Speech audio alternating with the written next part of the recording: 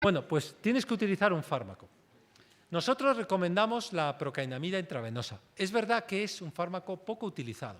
Se utiliza mucho más el Trangorex.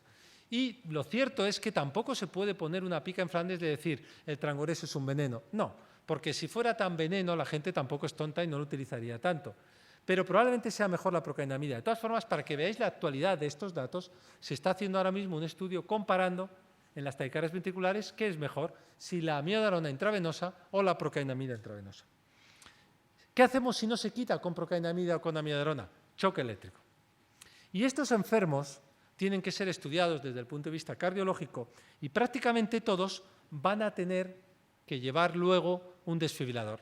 Porque el desfibrilador, aunque era la clase que os iba a comentar Nick, pero como no va a poder llegar, el desfibrilador, que es una UBI móvil, por llamarlo de alguna forma, tiene como un marcapasos, un cable conectado al ventrículo y entonces es capaz de detectar lo que está pasando.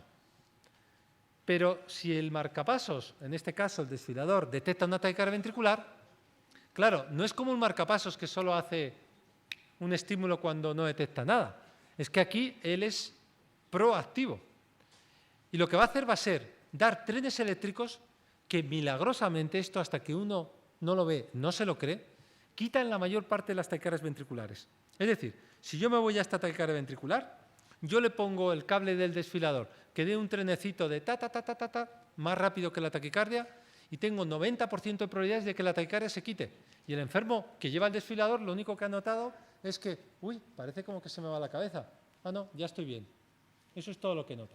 Ahora, es verdad que si el desfibrilador detecta fibrilación ventricular, según lo que nosotros le hayamos dicho, va a dar un choque eléctrico de 35 julios dentro, que es como 200 o 250 julios fuera. Va a pegar un buen salto, etcétera, etcétera.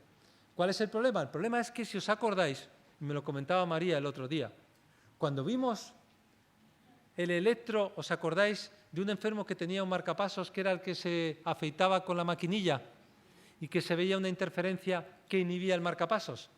Si uno tiene un marcapasos puesto y de repente aparecen señales eléctricas, el marcapasos piensa, ah, es el corazón del paciente, yo puedo descansar, me inhibo.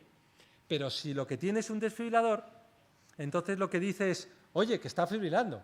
Y entonces da una descarga inapropiada.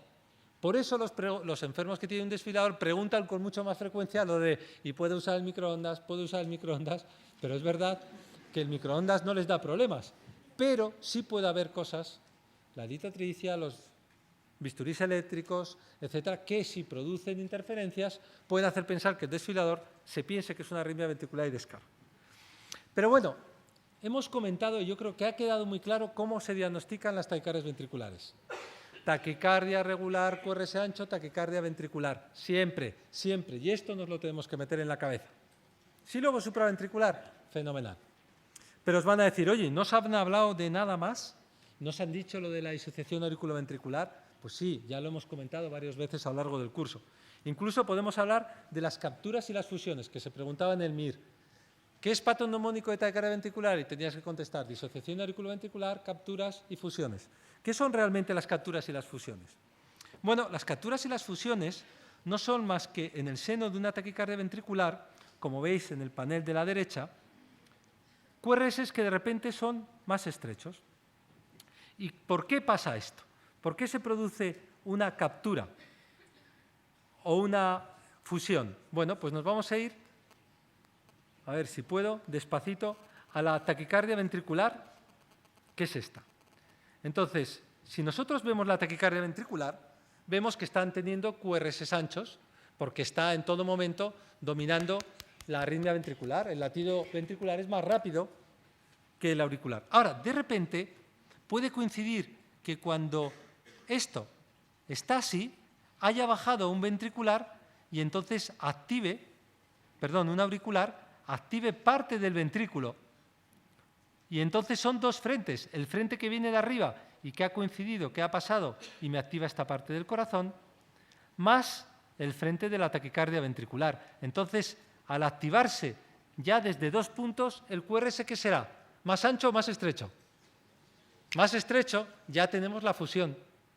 Incluso en las taquicardias ventriculares que son muy lentas, imaginaros que ahora el foco ventricular va más despacio, puede dar tiempo a que el que baje active todo el ventrículo, entonces lo captura. Entonces, ¿qué pasa? Que si volvemos otra vez a los electros de antes y nosotros vemos un electro con una taquicardia regular, con QRS ancho y que además tiene latidos más estrechos, que van a ser una media probablemente entre lo que se vea de la taquicardia y su ritmo sinusal, como vemos aquí en derivación primera, nos encontraremos que tiene capturas o fusiones y está claro que eso es patrón mnemónico. Pero eso solo lo vamos a utilizar para chulear, porque realmente el diagnóstico lo tenemos hecho al ver que es una taquicardia regular con QRS ancho. Muy bien, y sabemos más cosas, porque claro, os he contado las taquicardias ventriculares que se producen en corazones alterados, la mayor parte de las veces por infartos previos o miocardiopatías. Si utilizamos un poco las reglas de las Qs, nos hacemos una idea de dónde vienen las arritmias. Es decir, si vemos, por ejemplo, que tiene Qs durante la taquicardia en cara inferior, pues es como si fuera un infarto inferior. O sea que probablemente la arritmia esté viniendo de ahí. Hemos visto también las idiopáticas que vienen del tracto de salida del ventrículo derecho, pero hay veces que nos encontramos que la que tiene imagen de bloqueo rama izquierda, que intentamos acordarnos cómo era, así para que se aleje de V1, pues se tiene que originar en el ventrículo derecho. Pero cuando vamos a ver la cara inferior, 2, 3 y AVF son negativas. Entonces, claro, aquí lo que vemos es que está viniendo de la parte de abajo del ventrículo derecho. Aquí no hay taquicardias idiopáticas. Entonces, lo que tenemos que pensar es que hay algunas arritmias que se producen en ventrículos que están alterados, ventrículos derecho alterados genéticamente, como es la displasia ritmogénica del ventrículo derecho.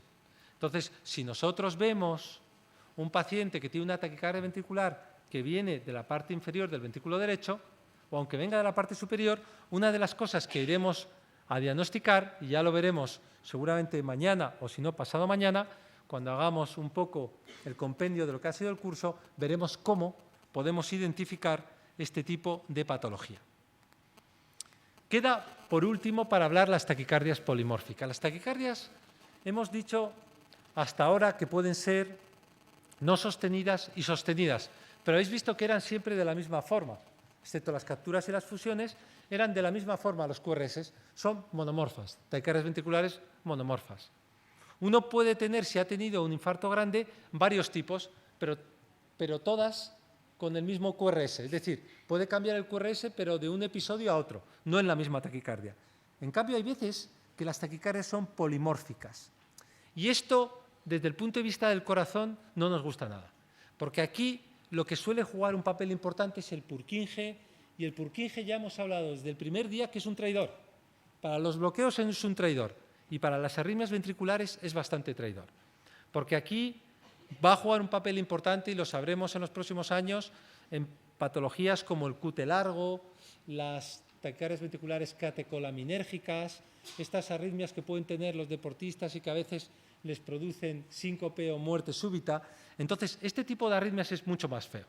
Nosotros lo que tenemos que hacer es que siempre que veamos un paciente que tiene una taquicardia de estas, o tiene algo que nos sugiera este tipo de taquicardias, como pueden ser síncopes bruscos, generalmente relacionados con el esfuerzo, con las emociones, hay que poner a estos pacientes inmediatamente a buen recaudo. Tienen que estar monitorizados y tienen que ser sometidos a estudios para saber qué es lo que les pasa antes de que sea demasiado tarde, porque, como sabéis, al final la arritmia que puede acabar realmente con la vida del enfermo puede ser esta. Nada más, muchas gracias.